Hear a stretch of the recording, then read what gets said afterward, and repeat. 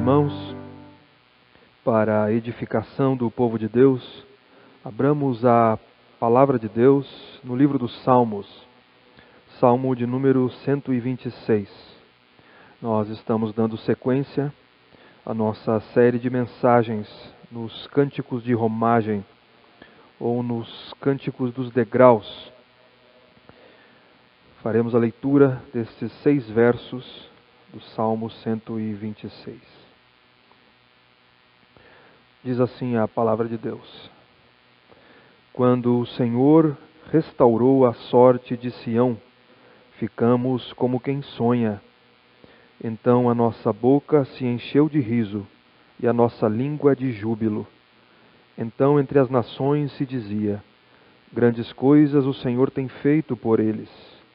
Com efeito, grandes coisas fez o Senhor por nós, por isso estamos alegres. Restaura, Senhor, a nossa sorte, como as torrentes no Neguebe. Os que com lágrimas semeiam, com júbilo ceifarão. Quem sai andando e chorando enquanto semeia, voltará com júbilo, trazendo os seus feixes. Até aqui a leitura do texto bíblico. Oremos a Deus pedindo que o Senhor ilumine a nossa mente nesse momento. Ó Deus, em nome de Cristo Jesus, eu lhe suplico nessa hora que o Senhor, neste momento de exposição, traga iluminação ao entendimento do teu povo, para que todos compreendam a luz da tua palavra e traga edificação ao corpo do Senhor. Em nome do Senhor Jesus. Amém. Queridos irmãos, este Salmo de número 126, ele é o 7º de uma coletânea de 15 salmos de romagem que nós estamos estudando, que começa no Salmo 120 e vai até o Salmo 134, dentro do Saltério de Israel, chamado Cânticos de Romagem. Como eu disse, como nós iniciamos algumas exposições anteriores, o Saltério é organizado em 5 livros, e este é o 5º livro do Saltério. E dentro deste 5º livro nós temos esta coletânea tão abençoada, com tanta edificação que traz às nossas vidas.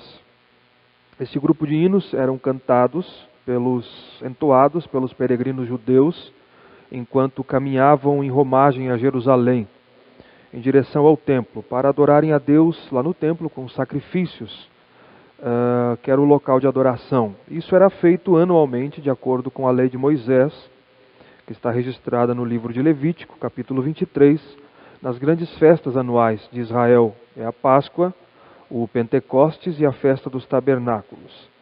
Enquanto as famílias peregrinavam, com possibilidades e diversas dificuldades no caminho até a Cidade Santa, para adorar a Deus, eles entoavam esses cânticos.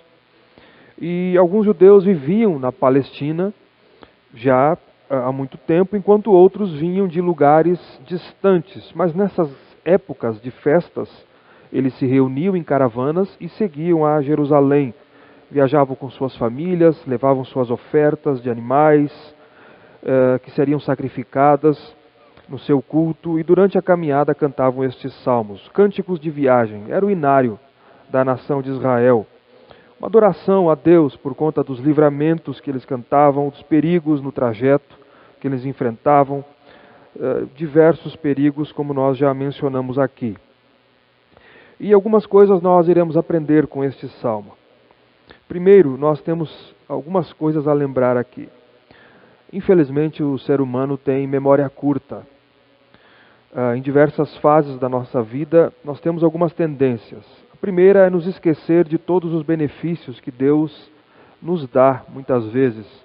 Que Deus, pela sua graça comum, Ele dá ao ser humano. Todas as dádivas de Deus, todo o bem que Deus fez à nossa vida, à nossa família, e particularmente a salvação em Cristo Jesus.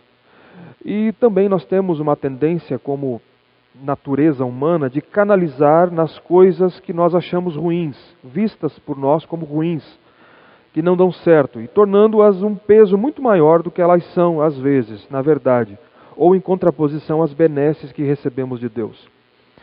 Só que a partir disso, a nossa esperança e a confiança quanto ao futuro ficam comprometidas. Porque se temos uma memória curta em relação aos benefícios de Deus, além da ingratidão e da ênfase que demos e que damos naquilo que não nos agrada, então isso é projetado para o futuro. Ou seja, nós não conseguimos enxergar as coisas como elas eram e, portanto, muito dificilmente iremos enxergar como elas deveriam ser ou como elas serão. Significa que a nossa visão quanto ao futuro, ela está comprometida. Ela se torna comprometida. Este salmo aqui, nós verificaremos isso. Com o passar do tempo, eles foram introduzidos, incorporados à coletânea dos salmos de romagem e começaram a ser cantados pelos peregrinos em romagem a Jerusalém. Nós não sabemos quem é o autor, mas uma coisa nós podemos definir aqui, está no verso 1, que este salmo foi composto na época da restauração do povo de Deus após o cativeiro babilônico. O verso 1 já identifica esse ponto para nós, o retorno do exílio a Jerusalém. Veja aí, quando o Senhor restaurou a sorte de Sião. Então é nesse período que provavelmente ele foi composto. Deixa eu explicar um pouquinho melhor isso. Deus havia, pela sua soberana vontade, libertado Israel do cativeiro do Egito, através de Moisés. E, de acordo com a aliança que Deus havia feito com os patriarcas, Abraão, Isaque e Jacó, ele haveria de dar uma terra a este povo. E Deus, de fato, fez isso. Conduziu o povo do Egito ao pé do Monte Sinai, onde Deus lhe dá a lei, lhe dá o culto, lhe faz as promessas, lhe dá os sacrifícios, o sistema levítico, e faz promessas ao povo. Conduz o povo até as margens, as planícies de Moabe, então, após dar a lei, depois de um ano aos pés do Monte Sinai, até as planícies de Moabe, em frente à terra da promessa, a Canaã. E agora, sob a liderança de Josué, Israel está pronto a tomar posse da terra. É o livro da possessão, o livro de Josué. Só que depois da morte de Josué, quando o povo entra em Canaã, a nova geração, em rebelião a Deus, faz alianças com os cananeus que a antiga geração havia deixado na terra, sob o que resultou em idolatria e imoralidade, contrariando a vontade de Deus. Deus havia dito que quando eles entrassem na terra, era para eles eliminarem aqueles povos de lá e não fazerem alianças com eles. Mas, como eu disse, resultou em idolatria. A desobediência resulta nisso, sempre, em imoralidade. Isso trouxe o juízo de Deus pela mão das mesmas nações que eles deveriam ter subjugado. O texto diz em Juízes que naquele dia, cada um fazia o que achava bem aos seus próprios olhos em Israel. 400 anos depois, com Davi, Israel conquistara a paz, algo que não havia sido conquistado até então. E nós temos aqui o Reino Unido de Israel, que é o reino com Saul, primeiro rei de Israel, 40 anos ele reinou, Davi 40 anos e Salomão também, o seu filho, reinou 40 anos. Nós temos este período do Reino Unido. Mas após o Reino Unido, temos a história dos reis de Israel. Houve uma divisão das tribos. E nós temos aqui a história do fracasso de muitos reis e do povo também. Embora foi o grande período profético da nação de Israel, era um período de rebelião a Deus, de idolatria, de apostasia. O povo desobedecia a Deus constantemente. E Deus levantava profetas para chamar o povo aos termos da aliança. Reis promoveram reformas religiosas na nação. E Deus continuava a advertir o povo de que se o povo não obedecesse os termos da aliança, eles seriam disciplinados.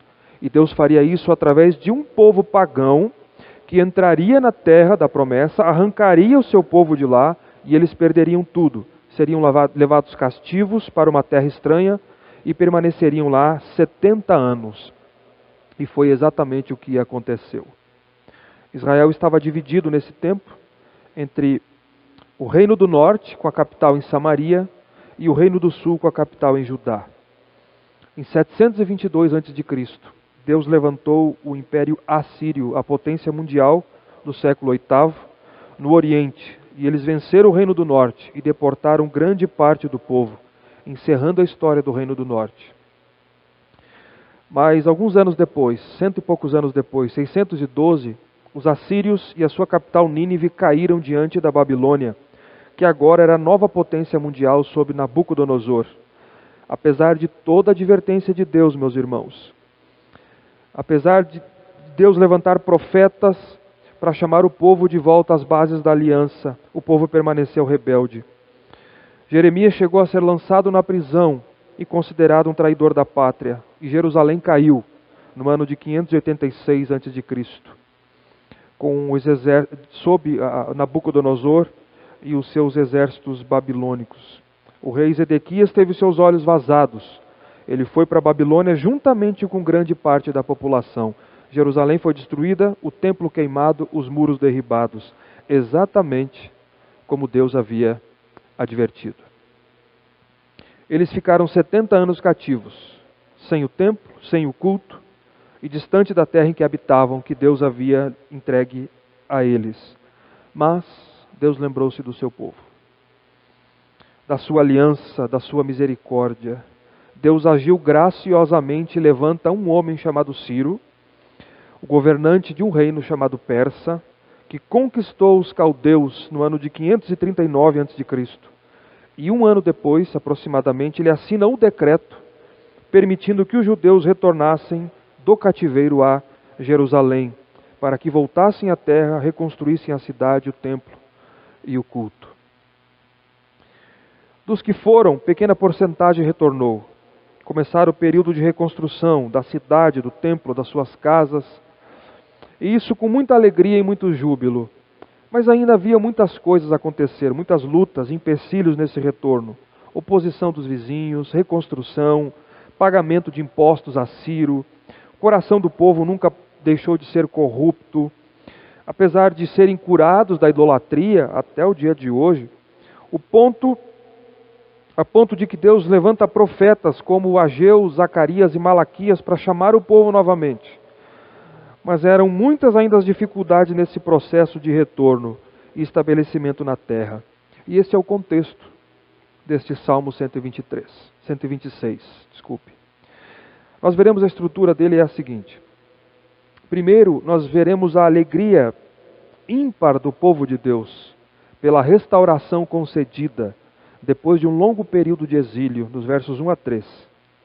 E depois, dos versos 4 a 6, a oração e a esperança do povo de Deus quanto ao seu futuro. É isso que nós verificaremos na exposição de hoje. Primeiro, então, versos 1 a 3, vejamos aí, a alegria do povo de Deus pela restauração concedida após o exílio. Quando o Senhor restaurou a sorte de Sião, ficamos como quem sonha. Então a nossa boca se encheu de riso e a nossa língua de júbilo. Então entre as nações se dizia, grandes coisas o Senhor tem feito por eles. Com efeito, grandes coisas fez o Senhor por nós, por isso estamos alegres. O que nós percebemos de imediato aqui é que o salmista, quando ele olha para o passado, quando o povo de Deus é restabelecido na terra, em Sião, quando o Senhor restaurou a sorte de Sião, quando o Senhor nos trouxe de volta, ele assume que não foi simplesmente um ato político, envolvendo um decreto do governador persa Ciro, mas foi algo feito pelo decreto de Deus. Quando o Senhor restaurou a sorte de Sião, quando o Senhor trouxe os cativos de volta a Sião. Mais uma vez ele utiliza aqui o nome pactual de Deus, que é Yahvé, o Deus da aliança, o Deus que havia feito uma aliança com Abraão, Isaque e Jacó e com o seu povo no monte Sinai. O Senhor havia trazido o povo de volta. Eu gostaria de ler com você um texto aqui, que eu creio que é muito importante nós lermos. Esse texto está em Isaías 45, dos versos 1, 4, 5 e 13. Isaías profetizou, detalhe, 150 anos antes de Ciro, este governador persa que assinou esse decreto para o retorno dos judeus à terra de Canaã. 150 anos antes. Veja aí como Deus se pronuncia a respeito de Ciro. Assim diz o Senhor ao seu ungido, a Ciro, a quem tomo pela mão direita, para abater as nações ante a sua face, e para discingir os lombos dos reis, e para abrir diante dele as portas que não se fecharão. Verso 4. Por amor do meu servo Jacó e de Israel, meu escolhido, eu te chamei pelo teu nome e te pus o sobrenome, ainda que não me conheces. Verso 5, eu sou o Senhor, e não há outro além de mim. Não há Deus, eu te cingirei, ainda que não me conheces. Versos 12 e 13. Eu fiz a terra e criei nela o homem. As minhas mãos estenderam os céus e a todos os seus exércitos dei as minhas ordens. Eu, na minha justiça, suscitei a Ciro, e todos os seus caminhos endireitarei. Isso, eu na minha justiça suscitei a Ciro, e todos os seus caminhos endireitarei. Ele edificará a minha cidade, e libertará os meus exilados, não por preço nem por presentes, diz o Senhor dos Exércitos. 150 anos antes, Deus havia dito. E aqui o salmista identifica, foi o Senhor que restaurou, que trouxe os cativos de volta a Sião. E então ele descreve o sentimento desse povo, os efeitos disso, 3 efeitos que causa no povo aqui. O primeiro, no verso 1 ainda, ficamos como quem sonha. O povo ansiava há tanto tempo que por aquele momento que parecia um sonho para aqueles que voltavam. Eles diziam, nós não estamos acreditando, parece que estamos sonhando. Um longo tempo de cativeiro, 70 anos numa terra estrangeira. Alguns haviam esperado a vida toda, como por exemplo o profeta Daniel, que assim como o povo caldeu levou os cativos, eles levaram os cativos de Israel em 3 levas. A primeira invasão foi no ano 605, onde foi o profeta Daniel, e eles levavam os mais inteligentes, os mais influentes, para servirem ao Nabucodonosor na Babilônia, uma estratégia de Nabucodonosor com os povos a quem eles conquistavam. Depois em 597 e por último em 586, onde eles então destruíram o templo e derrubaram os muros e levaram as riquezas e todo o restante de Israel. Alguns estavam lá a vida toda na Babilônia cativeiros, foram jovens para o cativeiro, e eles diziam, é bom demais para ser verdade. Ficamos como quem sonha. Segundo efeito, verso 2, então a nossa boca se encheu de riso, e a nossa língua de júbilo.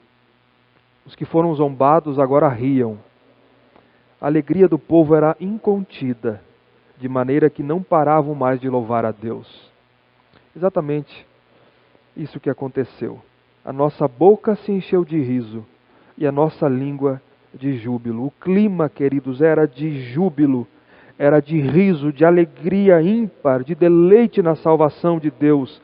Era uma alegria em Deus. Eles estavam maravilhados por toda a salvação de Deus.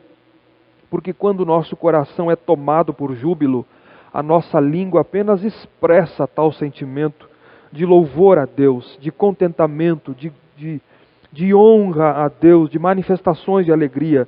Havia contentamento pela restauração. Jesus nos ensina isso, que a nossa boca fala daquilo que está cheio o nosso coração. E o povo encheu a boca de riso e a língua de júbilo pela restauração de Deus. É assim conosco, queridos. Quando olhamos para trás, por tudo que Deus em Cristo Jesus fez por nós, o contentamento, a alegria no nosso coração deveria ser algo natural. Quando nós cristãos contemplamos os atos de Deus na história, quando entendemos que fomos alvos de uma graça eletiva, soberana de Deus, a nossa boca deveria se encher de riso e a nossa língua expressar júbilo por conta da salvação de Deus. E terceiro efeito, está ainda na parte B do verso 2. Então entre as nações se dizia, grandes coisas o Senhor tem feito por eles. O terceiro efeito é o testemunho entre as nações. A notícia se espalhou. Os vizinhos de Israel e outras nações que também haviam sido subjugadas por Nabucodonosor foram obrigados a dizer, grandes coisas o Senhor tem feito por estes. Grandes coisas o Senhor tem feito por eles, coisas que os nossos deuses não fizeram por nós. As nações que haviam ouvido ou talvez contemplado a queda de Israel, de Judá, a calamidade, a invasão, a destruição de Jerusalém, talvez se alegraram com isso. Agora, porém, não poderiam evitar a admiração, admirar a libertação deles pelo verdadeiro Deus.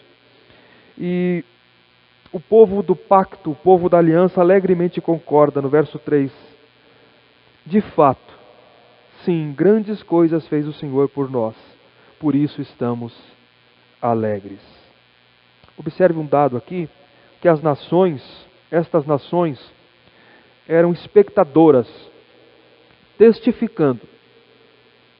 Eles não tomaram parte e nem porção neste assunto, mas apenas o povo da aliança, apenas o povo pactual era participante da obra de Deus. Mais uma vez, somos alvos de uma graça soberana que nos livrou, de uma ação divina, misericordiosa. O que deveríamos fazer, meus irmãos, é pensar honestamente o quanto esta salvação que nos alcançou significa para nós. Que peso ela tem para você e para mim? Que peso ela tem nas nossas vidas, a graça de Deus? A nossa boca se enche de riso? A nossa língua expressa júbilo? Como é que nós olhamos para o nosso passado? Com tudo aquilo que Deus fez nas nossas vidas, no nosso passado. Era assim que o povo de Deus enxergava a grande restauração deles, a grande restauração que Deus havia feito na vida deles, com alegria ímpar, indizível e cheia de glória. Agora, o salmista registra a oração e a esperança do povo quanto ao futuro. O povo olhando para frente, em direção com expectante para a frente. Como é que o povo enxerga isso? Veja a esperança do povo aí, verso 4, 5 e 6. Restaura, Senhor, a nossa sorte, como as torrentes no Neguebe. Os que com lágrimas semeiam, com júbilo ceifarão. Quem sai andando e chorando enquanto semeia, voltará com júbilo trazendo os seus feixes. Restaura, Senhor, a nossa sorte, como as torrentes no Neguebe. A pergunta que fica é: por que restaurar se Deus já havia libertado o povo pelo decreto de Ciro? Três possibilidades. Primeiro, assim como os caldeus levaram o povo de Deus em 3 levas, 3 invasões para a Babilônia, o retorno dos judeus para a sua terra também aconteceu em 3 fases. Primeiro, com 538, com o decreto de Ciro, o governador persa, provavelmente vindo uma grande parte dos judeus com Zorobabel. Depois foi em 457, 458, mais ou menos, com Esdras, para o culto, restabelecimento, restauração do culto, e depois em 445 ou 444 com Neemias para a reconstrução dos muros de Jerusalém. Então, os que retornaram com o decreto de Ciro era uma porcentagem, nem todos haviam deixado a Babilônia. Outros regressaram, como eu disse, através de Dario e Artaxerxes. Mas aqui o salmista pede que para que Deus acabasse, concluísse a libertação e devolvesse todo o povo de Deus à terra. Esta é uma possibilidade. A segunda, eles pediam que Deus abençoasse a sua vida na terra, o seu trabalho no retorno da terra, porque a ajuda de Deus era essencial. Assim como Deus restaurou o povo, se Deus não abençoasse o povo, não haveria chuva, não haveria colheita, não haveria templo, ou seja, tudo seria em vão. A libertação havia sido dada, mas eles necessitavam que Deus os ajudasse a completar a tarefa de restaurar a nação completamente. E por último, toda a oposição na terra.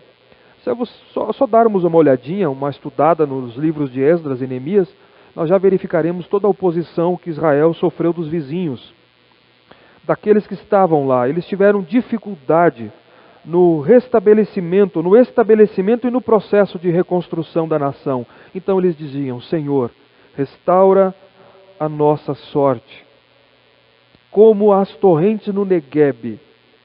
Aqui o salmista, ele faz uma espécie de analogia. Neguebe ficava ao extremo sul da terra prometida. Literalmente, Neguebe significa terra seca, terra rachada, seca mesmo. a quantidade de chuva naquela região era ínfima, insuficiente para cultivo, imprópria para habitação. Todavia, em períodos ocasionais vinham chuvas, águas, e os leitos secos se enchiam e então novamente tornaria-se próprio para a semeadura. O que o salmista está dizendo é o seguinte: Senhor, nos abençoe assim como enches o leito dos ribeiros no deserto. Da mesma maneira, quando as águas e as chuvas abençoam, quando tu enches os leitos dos rios daquela região seca, produzindo colheita, vida e cultivo, termina, Senhor, a restauração do teu povo. Termina, ó Deus. E então o salmista encerra nos versos 5 e 6 com uma ilustração disso. Com uma ilustração. Os que com lágrimas semeiam, com júbilo ceifarão. Quem sai andando e chorando enquanto semeia, voltará com júbilo trazendo os seus feixes. Ele encerra com essa ilustração, que é uma expressão de confiança e de esperança no Deus da aliança quanto ao futuro. Quanto ao futuro. Por que é uma expressão de confiança nessa ilustração e de esperança quanto ao futuro do povo? Como eu disse, em períodos ou em região seca como aquela, era muito dificultoso. Muito dificultoso. Para plantio, muito pior para a colheita. Todavia, o agricultor não poderia deixar de trabalhar. Ele tinha responsabilidades, não poderia deixar de semear.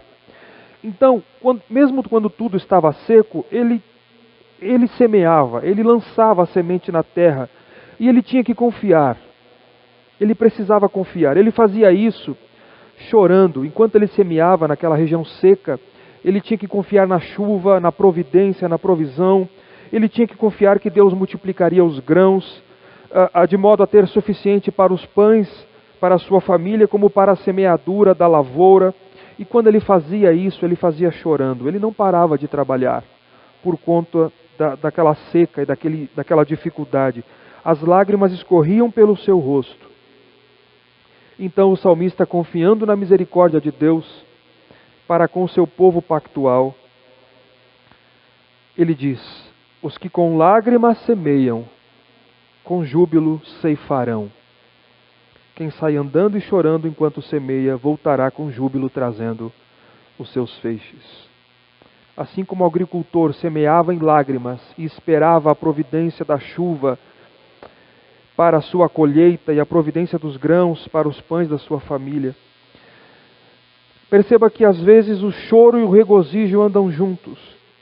O povo havia sido exilado em lágrimas na Babilônia, mas o Senhor veio resgatar o seu povo e restaurar de novo a Judá. Eles agora estavam colhendo com alegria os seus feixes. Da mesma maneira, diz o salmista, que é o ponto aqui dos versos 5 e 6 na sua analogia. Da mesma forma, quando o salmista olha para o futuro, ele olha com esperança no mesmo Deus que havia agido no povo, na vida do povo e em favor do povo no passado. Nós estamos aqui na terra, ele quer dizer isso. Estamos em semeadura e estamos em lágrimas, estamos chorando enquanto semeamos, mas o Senhor está conosco.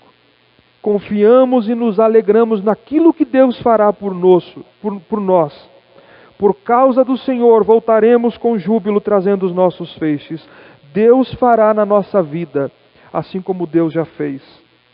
Ele fará como Ele já fez a nossa sorte mudar. A alegria e a esperança do povo de Deus. O povo olha para o passado e ele contempla as grandezas de Deus, a restauração de Deus e se alegra. Quando o povo olha para o futuro, ele diz: nós confiamos em Deus. Nós confiaremos em Deus. Ele fará na nossa vida, Ele nos abençoará, assim como Ele já fez muitas vezes no passado. O que nós podemos aprender com este salmo, meus irmãos? Alguns pontos aqui. Primeiro, o que Deus fez na nossa vida? O que Deus fez por você e por mim? O que Deus fez por nós? Quando nós olhamos para trás e vemos as obras de Deus, mediante Jesus Cristo, o que isso produz em nosso coração? Qual é a razão da sua alegria? Precisamos examinar a nossa alma. Precisamos examinar a nossa alma. Se refletíssemos melhor em tudo que Deus já fez por nós, para com a nossa vida sem merecermos, nós nunca refletiríamos em gratidão ou em felicidade, porque Deus nos deu a maior dádiva que possa haver nesse mundo, a vida eterna em Cristo Jesus. Deus desamparou o seu Filho na cruz para não desamparar-nos eternamente. O que de fato nos alegra quando olhamos para a nossa vida, para o nosso passado, em tudo o que Deus fez por nós? Responda isso diante de Deus. Nós precisamos lembrar, tudo o que Deus fez por nós não merecíamos. Se por um instante, alguns de nós, pensamos que éramos dignos de algo a receber de Deus por algum mérito, ou como se diz infelizmente atualmente, que Deus precisa lhe honrar, Deus vai me honrar por algo que eu fiz, eu gostaria de lhe dizer que você está completamente enganado. Provavelmente você está completamente enganada, porque tudo foi de graça. Provavelmente não, e é isso mesmo, tudo foi de graça. É um favor imerecido, benevolente, amoroso da parte de Deus. Portanto, ao olhar para trás, veja a graça de Deus, veja a eleição divina, veja a libertação da culpa dos nossos pecados, que foram lançados no Filho de Deus, a libertação do inferno eterno, destinado ao diabo e aos seus anjos, as grandes coisas que Deus tem operado e feito na sua vida. O melhor Deus já fez por você e por mim. Mas você precisa lembrar disso. E a sua boca precisa produzir júbilo e riso. O que te faz de fato alegre? O que te faz ficar como quem sonha? Segundo, ao olharmos para trás e verificarmos o poder e a misericórdia de Deus, resta-nos confiar em Deus para o futuro. Como o Salmo 126 nos ensina, termos esperança naquilo que Deus irá fazer e poderá fazer por nós. Abandone todo o pensamento carnal, queridos. Abandonemos o pensamento carnal e frágil muitas vezes, muito frágil. Se não olharmos para o passado com a visão correta, a nossa visão para o futuro está completamente comprometida. Meus irmãos, para Deus, o amanhã é o eterno agora. Deus é atemporal. Nós vivemos o desenrolar de um plano que foi estabelecido na eternidade. Nada pode acontecer que não esteja debaixo da vontade, do querer e dos decretos de Deus. Portanto, confie em Deus. Olhe para o futuro e projete com confiança, com esperança em Deus. Tudo está nas mãos de Deus. Se alegre, tenha esperança, fite os olhos em Jesus, e assim você se alegrará com o passado, terás contentamento no presente, e projetarás com fé e confiança para o futuro. Terceiro, há bênçãos que Deus nos concede repentinamente, isso precisamos lembrar. Como a salvação é um ato soberano, sobrenatural, monergista da parte de Deus. Outras Deus concede com o passar do tempo, mas outras ainda vêm depois de semear muito, depois de chorar muito, de escorrer lágrimas e depois de esperar com muita paciência. Mas o ponto é que Deus não erra. Por isso o tempo todo se alegre em Deus, confie em Deus, porque Ele tem o controle da história. Entenda os tempos, entenda o período que você está vivendo. E saiba que Deus tem o controle dele. Como eu disse, algumas coisas Deus nos dá por graça, sempre, por misericórdia, mas imediatamente. Outras vêm depois de um tempo e outras depois de semear muito. Mas Deus nunca erra, Deus nunca comete erros. E por último, um dia, a restauração final será completada, será definitiva. Aguardamos o último estágio da história da redenção, a consumação. Já houve uma criação, já houve a queda. Estamos na redenção, mas aguardamos a consumação ou a restauração final de todas as coisas. Quando tudo isso irá passar, Cristo voltar em glória, onde haverá ressurreição de mortos, juízo final, e nós, os que esperamos nele, entraremos pelas portas no novo céu e da nova terra, e estaremos para sempre com o Senhor. Aguarde pacientemente a restauração final, sempre lembrando que somos peregrinos nesse mundo. Estamos em romagem a Jerusalém, assim como eles, mas não a Jerusalém terrena. Mas a nossa peregrinação é em direção a Jerusalém celestial, onde viveremos eternamente com o nosso Senhor. Eu gostaria de orar com você. Curvemos a nossa fronte. Ó Deus, obrigado, ó Pai, por este momento de exposição da Tua Palavra.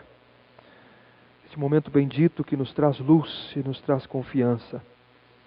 Eu gostaria de lhe pedir nessa hora, ó Deus, que Tu apliques pelo Teu Espírito Santo estas palavras no coração da Tua igreja, do Teu povo e daqueles que nos acompanham pela internet. Que Tu, ó Deus, infunda nos corações alegria, gratidão e tudo o que o Senhor tem feito nas nossas vidas, pela salvação em Cristo Jesus. E confiança, ó Deus, e esperança no futuro, sabendo que Tu és conosco. Em nome de Cristo Jesus. Amém.